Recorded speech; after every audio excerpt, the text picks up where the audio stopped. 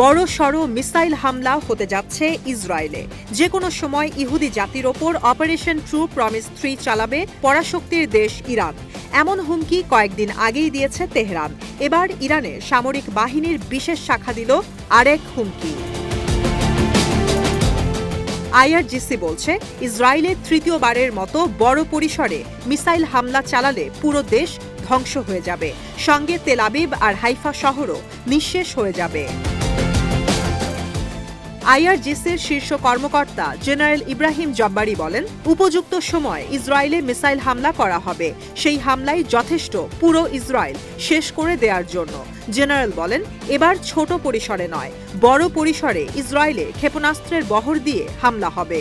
আইআরজিসির প্রধান commander Hussein সালামির উপদেষ্টা general জব্বারি কথা বলেন the great exercise of prophet Mohammad শিরোনামে চলমান আধা সামরিক বাহিনীর মহড়া পরিদর্শনে গিয়ে। যদিও ইসরায়েলের পররাষ্ট্রমন্ত্রী গিদিয়ন সার সামাজিক যোগাযোগ মাধ্যম টুইটারে বলেন, ইরানের হামলার হুমকি গুরুত্বের সঙ্গে নিয়েছে তেল আবিব।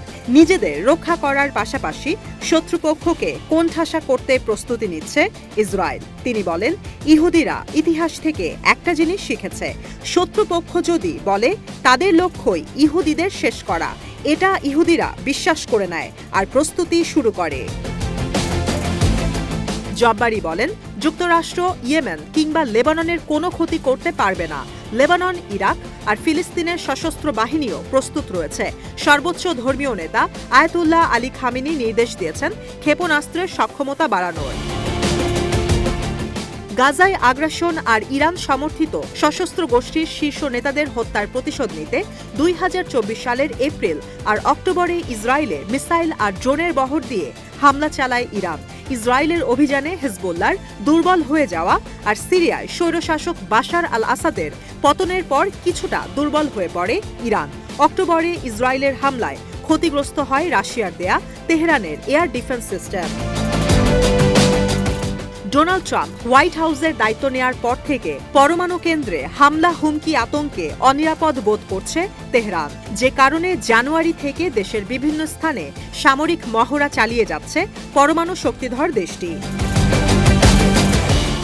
জেনারেল জব্বারি আইআরজিসির কুদস ফোর্সের সাবেক কমান্ডার কাশেম সোলাইমানি ও হিজবুল্লাহ নেতা হাসান নাসরাল্লাহর প্রশংসা করেন।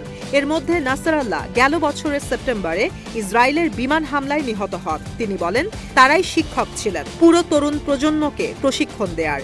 এই শহীদরা নিজেদের ত্যাগ উৎসর্গ করে গেছেন সর্বোচ্চ ধর্মীয় নেতা আয়াতুল্লাহ আলী খামেনিকে।